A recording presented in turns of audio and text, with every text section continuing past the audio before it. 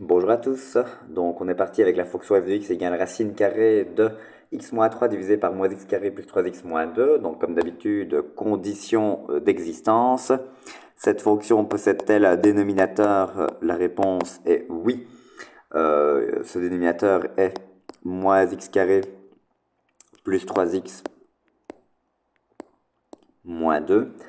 Comment doit être ce dénominateur? Il doit être différent de 0. Cette fonction possède-t-elle un radical de dispère? La réponse est oui. Qui est son intérieur? C'est toute la fraction, à savoir x moins 3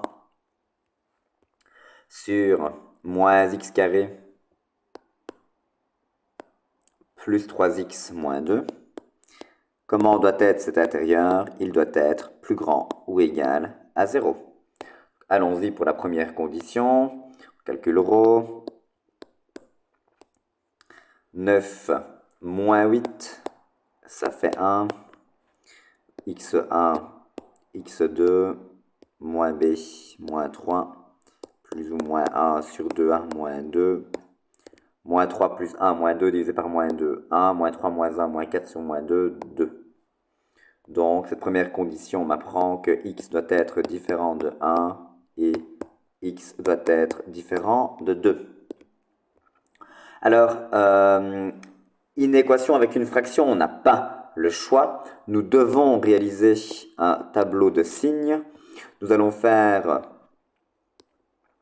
une ligne pour le numérateur, une ligne pour le dénominateur, et alors on aura une troisième ligne qui nous donnera le signe attendu, à savoir le signe de la fraction.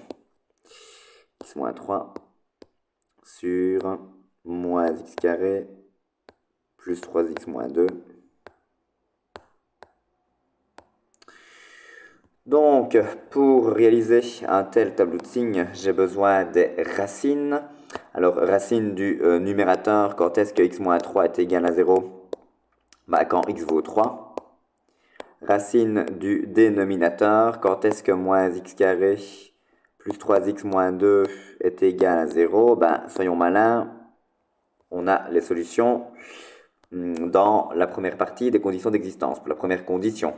Donc on sait que cela s'annule, ce polynôme s'annule en 1 et en 2. Donc si et seulement si x égale à 1 ou x égale à 2. Je place donc dans le tableau les racines par ordre croissant. 1, 2, 3. Et on est parti. X moins 3 s'annule en 3 est positif à droite et négatif à gauche.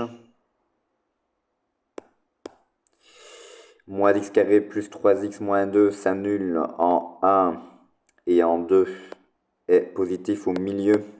Signe contraire au milieu et signe aux extrémités, donc négatif aux extrémités. Et puis alors, éventuellement je fais une petite vague pour qu'on se rappelle qu'on a ici un dénominateur. Le dénominateur c'est moins x carré plus 3x moins 2. Moins divisé par moins, cela fait plus.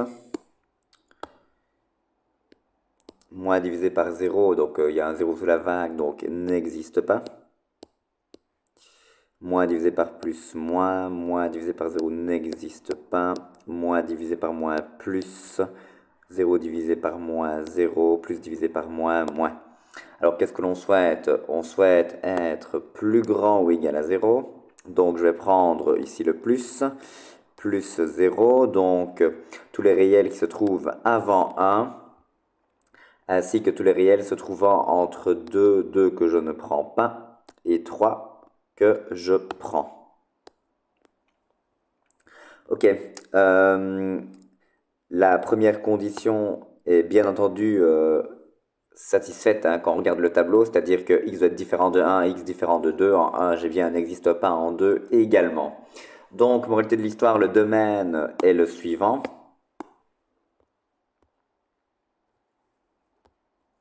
Dom de f égale, on va de moins l'infini jusqu'à 1 exclu, union 2 exclu jusqu'à 3 inclus. Ok, alors, On est parti pour les intersections éventuelles avec les axes.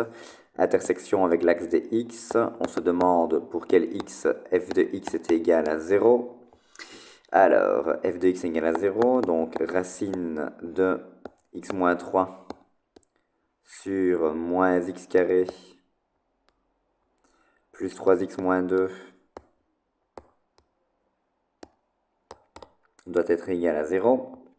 Quand est-ce qu'une racine est égale à 0? Quand son intérieur est égal à 0.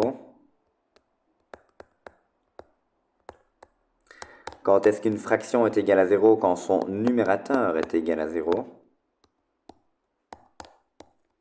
Quand est-ce que x-3 est égal à 0? Quand x égale à 3. 3 se trouvant dans le domaine, je peux garder cette solution et donc j'ai un point d'intersection de coordonnées 3, 0. Alors, intersection avec l'axe de y. Est-ce que 0 est dans le domaine? La réponse est oui. Moi, 0 se trouve dans cet intervalle-ci. Donc, cela a du sens de calculer f de 0, et donc, je le calcule. F de 0 égale racine de 0 moins 3 moins 0 au carré plus 3 fois 0 moins 2.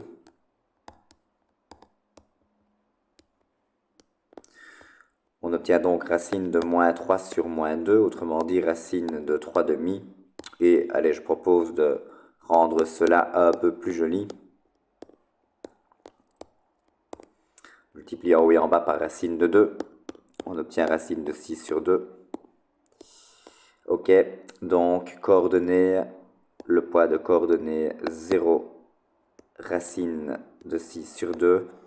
Donc ça, c'est les coordonnées du point d'intersection du graphe de la fonction avec l'axe des y. Donc voilà, cela termine cet exercice et donc cette vidéo. Je vous remercie pour votre attention.